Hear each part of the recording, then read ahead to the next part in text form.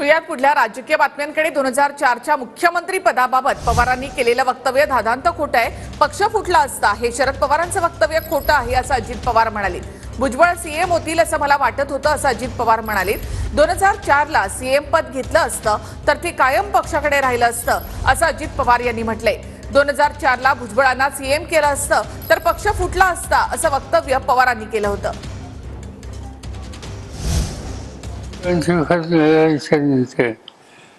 ते कोण चालवणार त्याच्यावर याचा विचार आम्ही करत असताना अजितदादांचं नाव तेव्हा नव्हतं.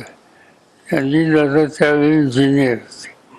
पण जे इतर नावं होती विशेषतः छगन भुजबळ होते, आणखीन काही होते, त्याच्यात पक्ष एकत्र राहील असं मला वाटलं नाही. त्यांची निवड केली असती तर पक्ष एकत्र राहिला नसता. आज नाही उद्या, लगेच लगेच नाही. आणि त्याचा परिणाम स्टेबल गव्हर्नमेंट द्यायला आम्ही यशस्वी झालो नसतो. 2004च्या बद्दल मध्ये पवार साहेबांनी एक स्टेटमेंट केलं की 2004ला जर राष्ट्रवादी काँग्रेस पक्षाचा मुख्यमंत्री केला असता तर पक्ष फुटला असता. दादांत खोटं आहे, दादांत खोटं.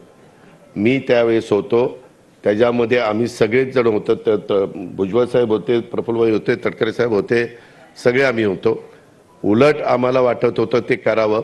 आणि मी तर त्यावेळेस मुख्यमंत्री पदाचा मध्ये इंटरेस्टेड नव्हतो त्यावेळेस.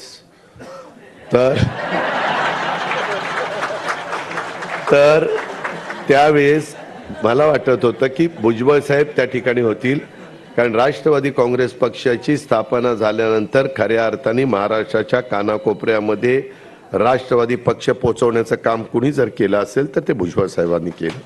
ही गोष्ट कुणी नाकारू शकत नाही. आम्ही सगळेजण बघत होतो.